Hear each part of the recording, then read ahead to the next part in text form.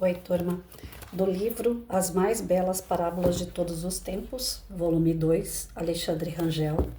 No texto, a responsabilidade. O discípulo se aproximou do mestre e falou: Durante anos busquei a iluminação. Sinto que estou perto.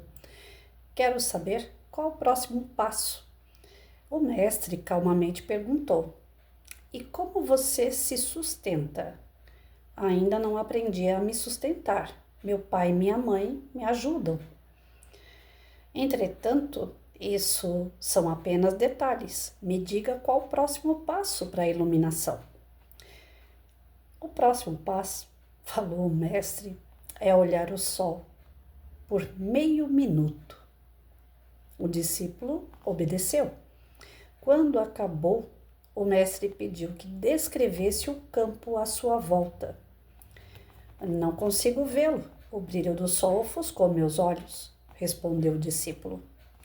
Então o mestre sabiamente comentou: Um homem que apenas busca a luz e deixa suas responsabilidades para os outros termina sem encontrar a iluminação. Um homem que mantém os olhos fixos no sol termina cego. Pois é, gente. Para tudo nós precisamos ter responsabilidade. Para tudo. A gente tem responsabilidade com a gente mesmo, que é o primordial. Nós temos responsabilidade com o próximo, com as pessoas que atravessam o nosso caminho, seja por um minuto ou seja por uma vida inteira. E o que nos une ou separa das pessoas e das situações é justamente a maneira que a gente leva a nossa responsabilidade. Casais, às vezes, de algum tempo juntos, que prometeram a vida toda permanecer unido, se separam por quê? Pelas cobranças. A mulher passa a cobrar o marido situações que ele prometeu antes do casamento. O esposo passa a reclamar da mulher que deixou de lado algumas coisas que lá no início do casamento ou no próprio namoro, ela fazia deslumbrar os seus olhos, brilhar de alegria quando via a esposa. Então nós deixamos no decorrer do caminho pelo deslumbre nosso, de achar que já sabemos tudo, que já fizemos tudo, que já tudo é repetido, que não tem mais nada a acrescentar. Nós deixamos a nossa responsabilidade de lado. Isso daí tem um nome: orgulho. Uma pessoa orgulhosa, ela acha que não precisa aprender mais nada. Ela acredita que já fez tudo o que estava dentro da sua possibilidade. E ela vai deixando, de fato, a sua responsabilidade de lado. Então, dentro do aspecto de educação, se tem algo que nós temos que cobrar e muito das crianças, mas primeiramente ser, é responsáveis. A promoção de um aluno, a sua evolução no processo ensino-aprendizado, depende muito das suas escolhas, depende muito da sua vontade, depende muito da realização de tudo isso através da sua responsabilidade.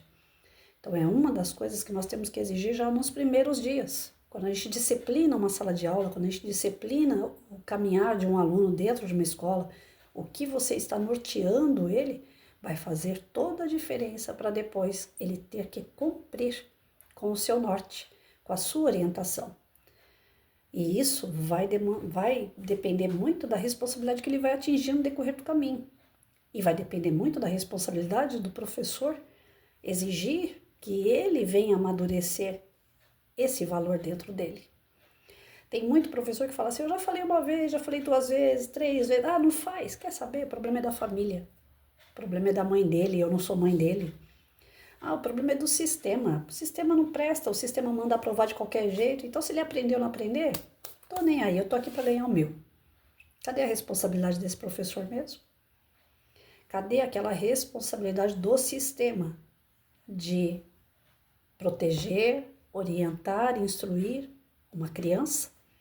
Se cada um de fato assumisse a sua responsabilidade, o mundo seria muito diferente em todos os aspectos, não só da educação. Mas nós estamos deixando de lado a nossa responsabilidade e colocando a responsabilidade no outro, como acontece muito em reunião de pais. Vira para o pai e fala: o seu filho não está fazendo lição.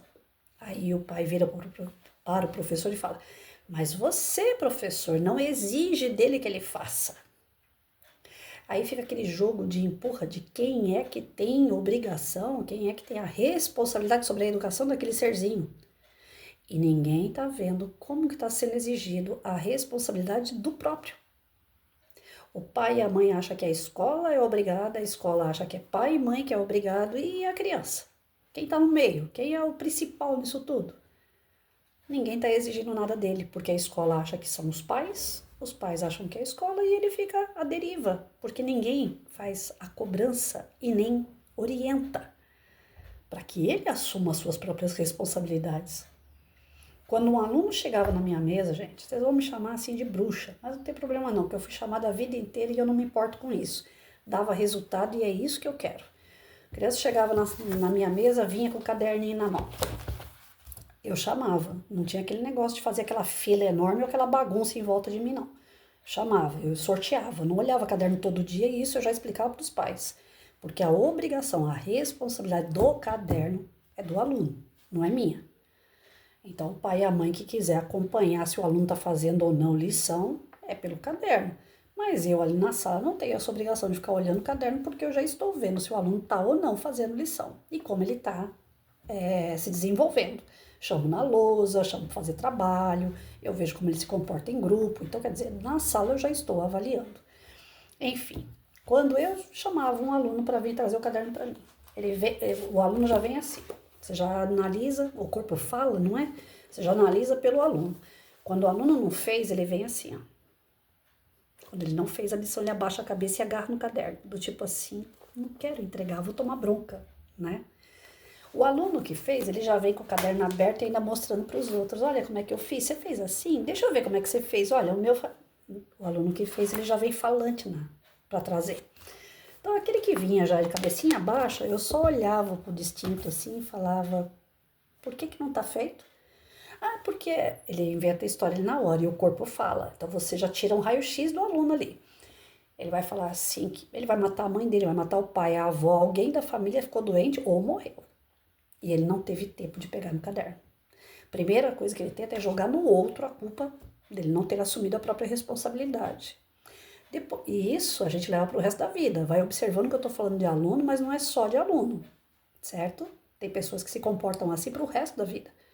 A culpa da infelicidade dela é sempre do outro. Eu sou infeliz porque minha esposa não faz café. Ora, o que me custa eu ir lá e fazer o meu próprio café então, já que eu gosto de café? Só que a gente não assume. A gente joga para o outro. Eu sou infeliz porque meu marido não viu que eu cortei meu cabelo e pintei de vermelho. Quem tem que estar feliz com o teu cabelo pintado de vermelho é você, não é seu marido.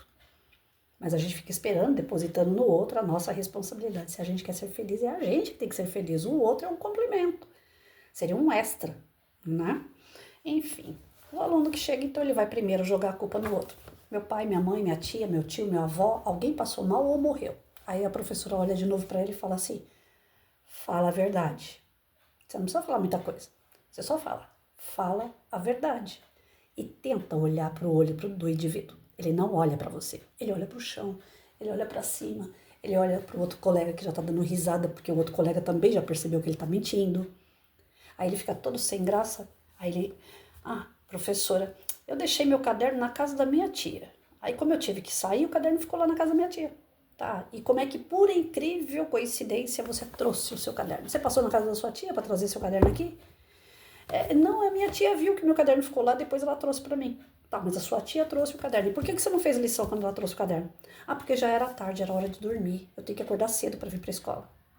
Tá, e por que você não acordou um pouquinho mais cedo e fez a lição antes de vir para a escola? Ou então, enquanto a professora estava arrumando o material dela ali, você não foi fazendo a lição? Porque o barulho da sala de aula. Porque os outros em volta não deixam. Sempre os outros. Consegue entender isso? Até você amadurecer isso na criança, esse pequeno detalhe faz toda a diferença na vida inteira do ser humano. Até você compreender o passo a passo dele, as mentiras dele, você for tirando uma a uma e for fazendo ele amadurecer que o erro partiu dele, que a falta de responsabilidade é dele, e que se ele quisesse, ele tinha dado todo o jeito do mundo para fazer aquela lição, mesmo que fosse errada. Porque o problema de não fazer geralmente está no não saber fazer. Por mais que a professora explique, por mais que faça exercícios na sala de aula, às vezes o aluno não consegue entender. E isso não é vergonha. Aí eu ensinava meus alunos. Quando você não fizer a lição, você nem vem na minha mesa. Ai, mas que bruxa. Dava certo. Maria, cadê o caderno? Professora, eu não fiz a lição. Por que você não fez a lição? Você sabe que você vai ficar com um ponto negativo aqui, né? Você sabe que você vai ficar com nota vermelha aqui. Sei, professora. Mas eu não fiz. Eu esqueci. Ou então eu não consegui fazer, não sei fazer. A sinceridade do aluno ele vai carregar para o resto da vida. Porque a sinceridade está atrelada na responsabilidade. O fato de não fazer porque não sabe, porque não entendeu, não é vergonha. Agora, ficar inventando um monte de mentira aí e jogar nos outros o que era a sua responsabilidade, isso é um problema sério de convivência social, de convivência profissional no futuro. E isso o professor às vezes fala, não é problema meu, não fez, então tá bom. O que eu posso fazer? Depois eu tenho que ficar inventando nota, porque o sistema vai me obrigar a aprovar. Eu nunca inventei nota, não. Tem nota? Tem. Não tem? É falta de responsabilidade, então fica sem nota. Ah, não aprendeu? Então eu tô aqui para ensinar. Vamos lá. Várias e várias vezes eu vou explicar. Se você tiver a responsabilidade de querer entender, você vai entender. Vai chegar um dado momento que você vai aprender. Pode demorar. Pode ser que o processo para você não seja igual dos outros de fato. Tive aluno que foi despertar para alfabetização com quase 10 anos de idade, mas despertou. A questão foi assumir responsabilidade, que a princípio, quando vinha para mim, chorava e queria pai e mãe. Ah, eu quero meu pai, eu quero minha mãe, eu não quero ficar aqui. Aí às vezes soltavam umas pérolas, né? Eu não gosto de você, eu não quero ficar perto de você. Quantas vezes não escutei essas coisas? Para depois, quando todo o processo passasse, a pessoa virasse para mim e falasse, professora, se não fosse a senhora brigar comigo, se não fosse a senhora insistir que eu tinha que fazer as minhas coisas, que eu não podia ficar dependendo do meu pai e da minha mãe, que eu não podia ficar colando no meu colega. Se não fosse isso, professora, até hoje eu não tinha aprendido. Então, assumir responsabilidade é iluminar, é crescer, é evoluir. Mas muita gente não quer o processo porque ele é longo. Não é assim, da noite para o dia que você aprende, que você desenvolve, que você se ilumina. A iluminação ela depende de muito esforço, de muito trabalho. E para isso, nós temos que assumir as nossas responsabilidades.